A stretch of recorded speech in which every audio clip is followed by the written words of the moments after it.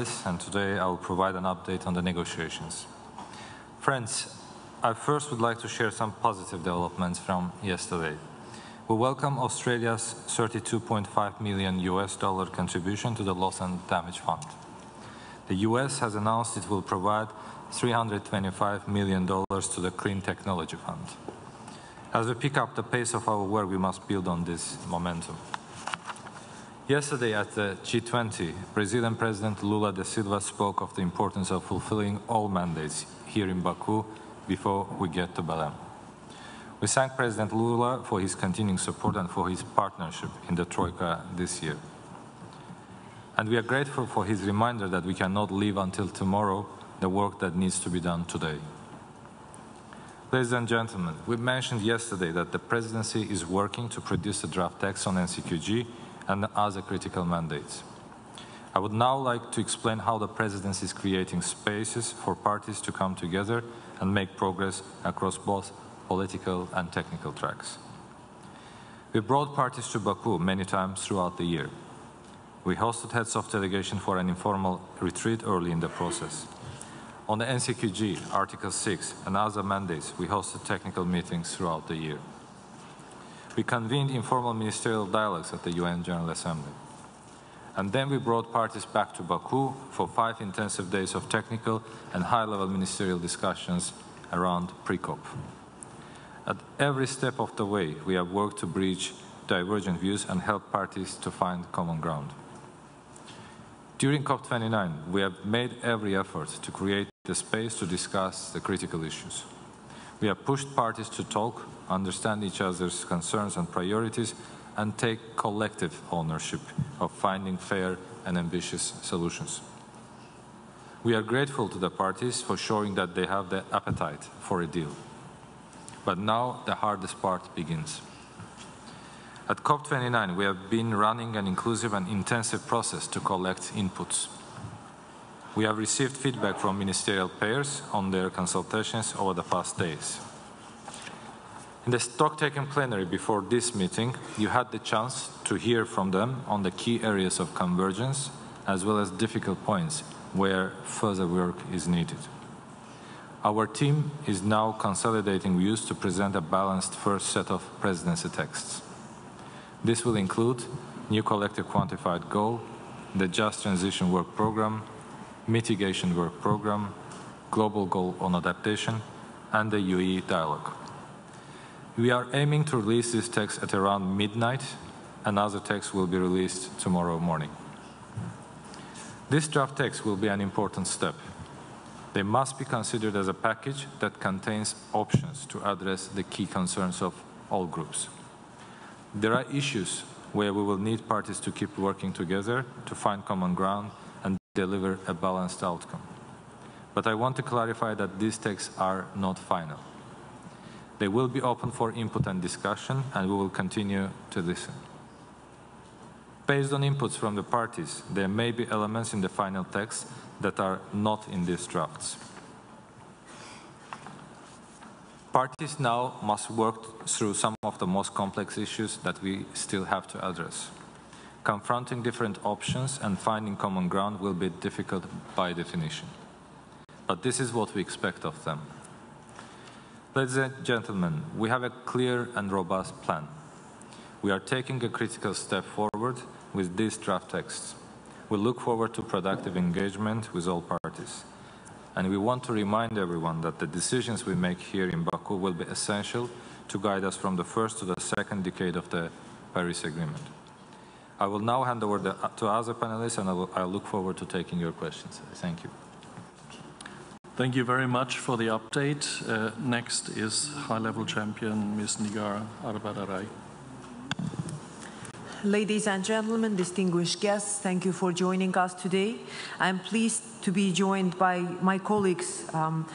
During this press conference, we will discuss the role of the tourism in the climate agenda, and we will also discuss the role of the transportation in the climate agenda. Ladies and gentlemen, tourism is a major driver of economic growth and development. I'm a strong proponent of bringing businesses into climate change agenda, global climate action in all stages. So that's why it's so important to see thematic days and aimed at particular sectors of global and national economies. Tourism is a major driver of economic growth and development. It provides livelihoods for hundreds of millions of people directly and indirectly. But tourism also contributes significantly to global greenhouse gas emissions.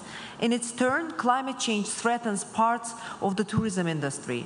Tourism is therefore an opportunity for both development and enhanced climate action. Azerbaijan has advanced sustainability within its own tourism strategy. Building on its experience, the COP29 Presidency is focused on promoting sustainability and resilience in tourism. And we are urging countries to integrate tourism into national climate policy. At the same time, the first ever Transport Day will provide a platform for multi-stakeholder collaboration and coherence. We call on parties to join in these efforts by signing the COP29 Declaration on Enhanced Action in Tourism. Ladies and gentlemen, with this first Tourism Day, we seek to build the foundations of a holistic approach to sustainable tourism. We encourage all stakeholders to join in these efforts as we consider solutions to this key pillar of growth and development. We, as COP29 Presidency, the whole team, we are glad to see that there is an active bilateral and multilateral dialogue and exchange of experience happening in front of our eyes. And I will now hand over to my colleagues, to Madame Zorica Urosevic, Executive Director of UN Tourism. Thank you, Madam. Thank you for having us here, and thank you to the Presidency of Azerbaijan for having this visionary opportunity and achieving to bring tourism in the climate discussions. At COP29, we have achieved today an historic milestone by being included in the UN Climate Change Conference Action Agenda for the first time.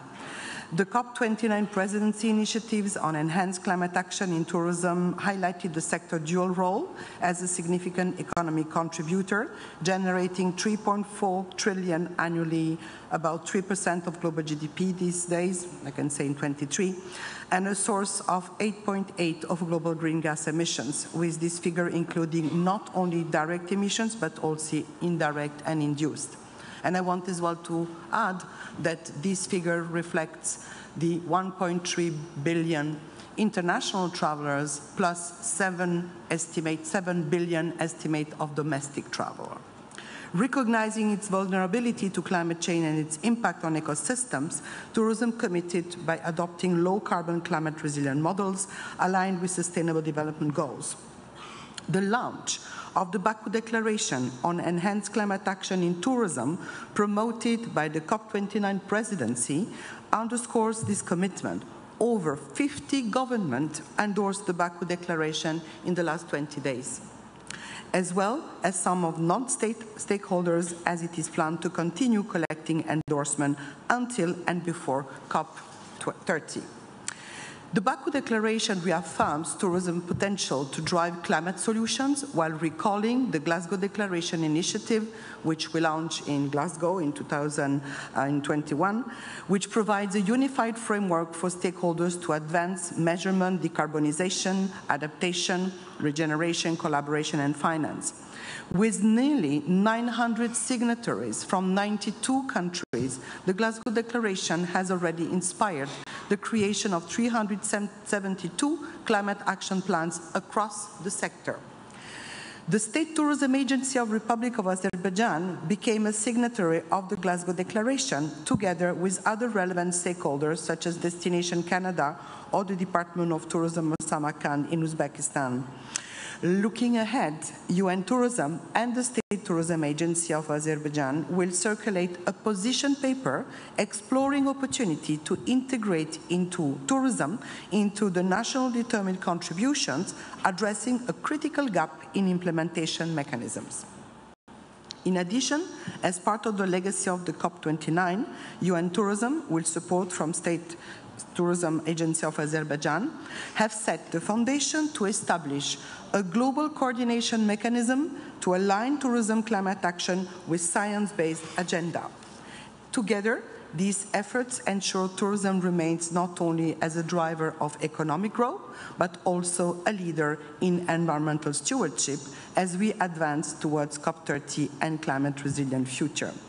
And the future is now, as Lao Tse says, any journey starts with the first step, and that's where we are. Thank you very much.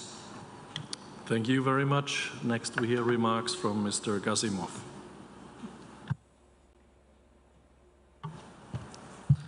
Dear ladies and gentlemen, good afternoon, and thank you for joining us today. It is a privilege to address you as we conclude a truly historic milestone for tourism at COP29. For the first time, the global tourism sector has taken center stage in the climate dialogue, recognizing both its vulnerabilities to climate change and its immense potential to contribute to the solutions. Today, Tourism Day has showcased tourism potential to drive climate solutions. A key outcome is the launch of the Baku Declaration on Enhanced Climate Action in Tourism, which calls for integrating tourism into national climate policies, reducing emissions, and building resilience. Over 50 countries and 8 international organizations have endorsed the vital initiative. As the COP29 host, Azerbaijan is proud to lead this effort. While we are now integrating climate considerations into our tourism policies, we are committed to driving meaningful change.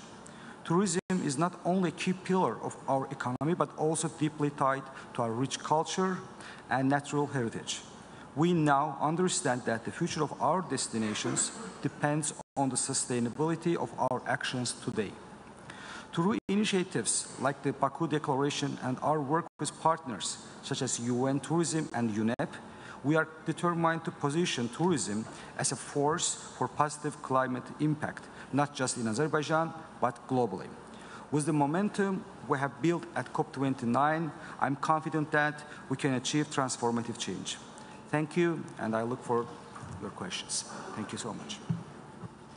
Thank you very much. We now hear remarks from Minister Nabiev. You have the floor. Thank you, Alexander. Dear ladies and gentlemen, esteemed members of the media, let me start by saying that today, earlier, we had an important meeting on the urban green transportation, and we have gotten closer towards building a shared vision for urban transport that supports actually the sustainable development goals. From planning to integrated green transport policies within the nationally determined contributions, we have identified practical ways to make this real impact. Our discussions have once again shown the need to develop transport infrastructure that reduces emissions and enhances the quality of the life for all citizens. Azerbaijan actually has taken a bold actions quite recently, and to foster a sustainable ecosystem, we in Azerbaijan committed to reducing the greenhouse emissions by 35% by the year 2030. To live up to this commitment, the government of Azerbaijan has launched the mobility transformation program of the city of the Baku within the ultimate goals of reduction the climate-related or commuting-related emissions to 0.6 metric tons of CO2 emissions per year per active mobile citizens by the year 2030. With a vision that integrates cutting-edge technology and human-centered design, Azerbaijan is paving the way for a greener, more connected future. The key objectives of this program include the following: introducing the infrastructure for 100 kilometers of the micromobility lanes, which we have already started to implement, and by now more than 30 kilometers of these routes have already been put in the use of our citizens. Expanding public transportation coverage to 90% of the population, building the fleet of electric buses, and quite recently we added to this fleet 160 electrical buses, and we are planning to finalize the electrification of our buses by year 2030. And at the heart of this transportation transformation lies the innovation and the data-driven insights. I've already shared several times during the COP that we have, within the very short period of time, we have been able to build the digital twin of the city of the Baku, and all our actions have been dictated by this digital twin. And before concluding the first roundtable, I'm pleased to share a special note about the Ministerial Roundtable on Sustainable Digital Middle Corridor and beyond, which will take place later today. And within this framework, we will pay great attention to the digitalization, to the synchronization of all our actions in the middle corridor. And we are pretty much confident that by bringing all the countries together to discuss this important issue, and we have been actually in recent years very much effective by making this corridor efficient. We will reach our ultimate target of decreasing the emissions within this corridor to the desired levels each country has and our common targets. And I will probably stop here, and if there's any question that you might be having, I will be very much happy to answer. Thank you. Thank you very much, Minister. We now have time for your questions. If you could please identify yourself and wait for the microphone. We also, just a reminder, we have headsets for Azerbaijani English interpretation. First question, the gentleman in the first row with a blue shirt. Stand up, sorry. Sorry, I need to stand up. Hi, sorry, James Murray from Business Green. Just a technical question on these texts. Is there likely to be a cover text of any sort? And if you decide against that, what would be the rationale for not having one? Thank you. For the moment, we are not commencing any cover decision for several reasons. First, we still believe that those issues that are intended to be in the cover decision can be accommodated in one of the existing mandates. Still, there is a hope that we can get it there. The second is, of course, we don't want, as a presidency and the ones presiding over the negotiation process, to deviate the attention of the parties from the main negotiated outcomes to the cover decision. And of course, third is we have an important outcomes expected from COP29, including NCQG, and a balanced package of outcome comprised of several negotiated documents that have outlined that they will need an extensive amount of time and resources to be spent, and we don't want to open a new parallel track, a battlefront for the parties to get engaged. Thank you. Sorry? For the moment, we are not commencing any process on having the cover decision. Yeah, please wait for questions, and if you have another one, for the microphone. Otherwise, we cannot hear. The lady in the middle. Hello, Trin International News Agency. My question is for Mr. Kenan Gasimov. What does joining the Glasgow Declaration and signing the letter of intent with the UN tourism promise for Azerbaijan? Thank you. Thank you for your question.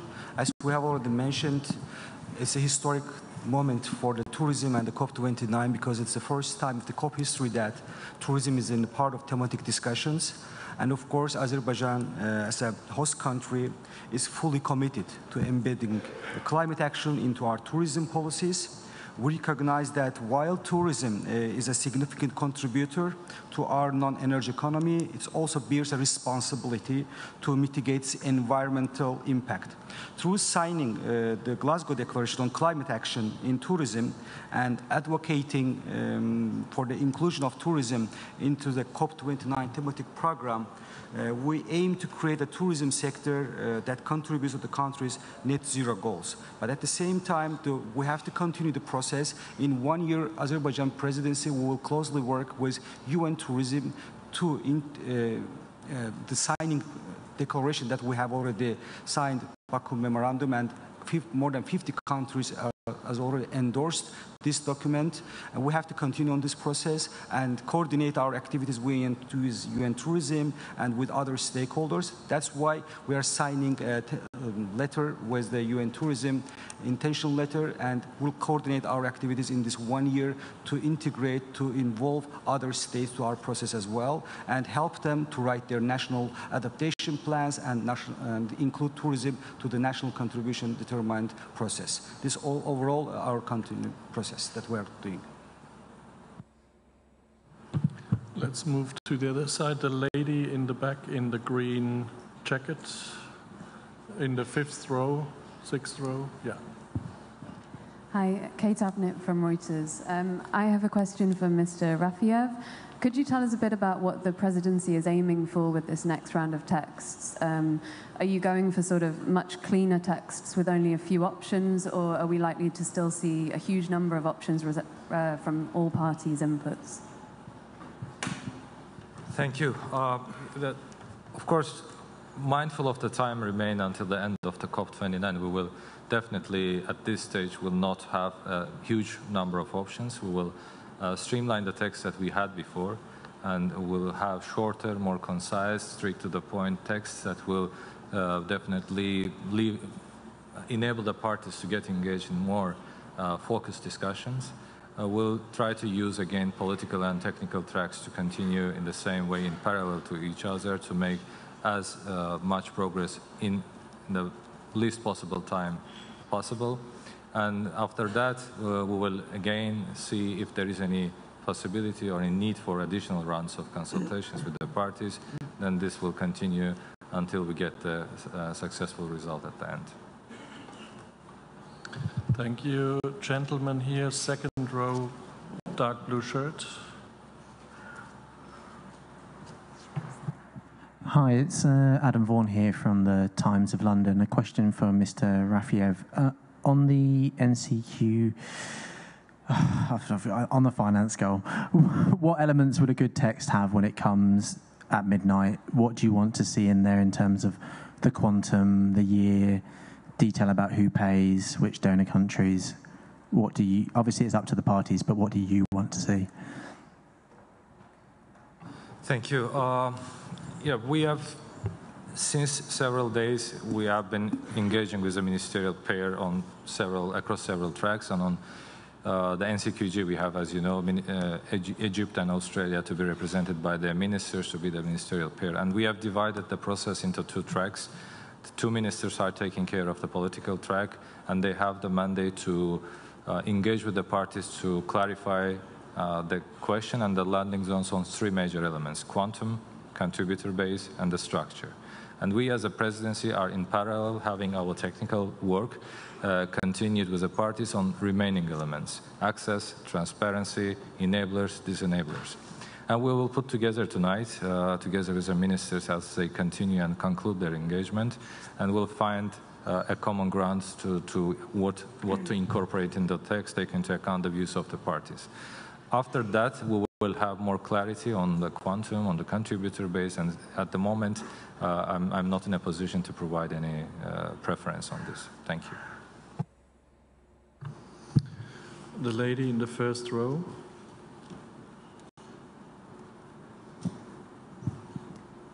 Hi, I'm Amy Goodman from Democracy Now! News. Thank you so much for making the COP presidency available to the press. Many journalists and climate activists have been arrested here in Azerbaijan in the lead up to the COP, including the anti-corruption economist Gubad Ibadoglu, who's called for greater transparency in oil and gas revenues, and climate activists like Anar Mamadli, who co-founded a climate justice group weeks before the COP. My question is, will they, among many other arrests in this lead up to the COP, be freed? Why were they arrested? And since it's Tourism Day here at the COP, don't you think that this is a great threat to tourism when you have a crackdown like this in a country? Thank you. Surely I'm not going to comment on any ongoing judicial processes. We are here all to make a collective effort for the sake of humanity to agree and adopt important decisions on climate action. And I'm sure with the determination of the parties, we will get there. I would be more than happy to answer any questions related to climate and the ongoing negotiations. Thank you. Excuse me, we continue. The gentleman in the white shirt, white sweater.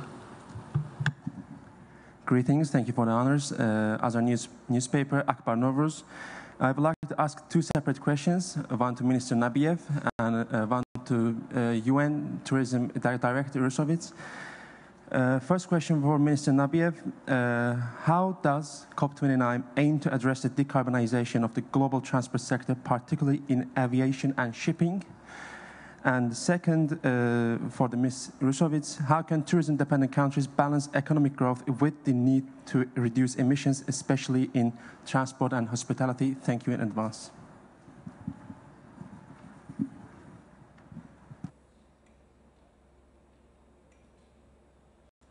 Well, being specific about the aviation, later today we have another round table dedicated to the emissions in the aviation. And in our country, we have a great sense of how the aviation companies should be dealing with emissions. And Azal has been very much thinking of how it could do it through the bringing the innovation in terms of efficiency. There are a couple of things, I mean, basic things we can aim for 2050, but there are basic things which we could do on the ground. One of an important thing is that there is a clear evidence that the taxiing on the ground can save you up to 15% of the emissions by the airlines company. That actually comes from the training of your pilots. That's first thing on our side. So we have come to this conclusion, and we have a target of sharing this with all the member countries who are going to take participation in this roundtable. The second is about it's not a secret that people are talking about the efficient fuel, and we are very much committed to adapting it in years to come. The third is there is definitely a corporate social responsibility on the side of the companies who are going to share the revenues that they have, or through many mechanisms, and we do have an idea how it can take place, but that's actually, it can be one-sided on one airline or two airlines, regional airlines. That should be adopted by many others, so we have an idea how to share this approach. And the third about of course, is about the digitalization. I mean, we do believe that, strongly believe that digitalization of all our activities can bring a great sense of efficiency to our operations. And that's another thing that we have actually attracted the BCG, Boston Consulting Group, as an advisor to us on all of these four dimensions, and we do have a clear sense how it can take place, and we do have a holistic approach to this, and we are very much happy to share. And in this regard, in this sense, we do believe that the COP is a great platform to get knowing what every country does in isolation and share the knowledge. We have time for one more question. I have the answer. Oh, excuse me. Excuse me. Thank you very much for the question. I would divide the two because it's not exactly the same when we look at transport, and especially air transport and hospitality. Just to underline that while air transport is absolutely necessary for developing countries, because tourism brings really a wealth to societies and economies. When we speak about small island states, for example, or least developed country, it is really a sector that is enabling livelihoods to flourish. When it comes to measures related to air transport, of course, we are part of the conversation within the UN system with the International Civil Aviation Organization, which is the organization responsible for driving that agenda, and in collaboration with UNEP, of course, as well. And I think Minister just explained a few of the measures that are currently on the way, which is no much difference from one airline to another. So the commitment is there. What I want to as well underline is that our latest science-based research study says on emissions, it's that we have a lot of land transport. I just mentioned earlier, we have 1.3 billion international tourists. And this 1.3 billion represents the sector as an export category in trade. In 2019, we were third export category. We are now fifth after fuel and chemicals. And what I want as well to underline is that domestic transport triggers a lot of commuting and car, so road transport. That's on the transport. On the hospitality, I think it's pretty clear that the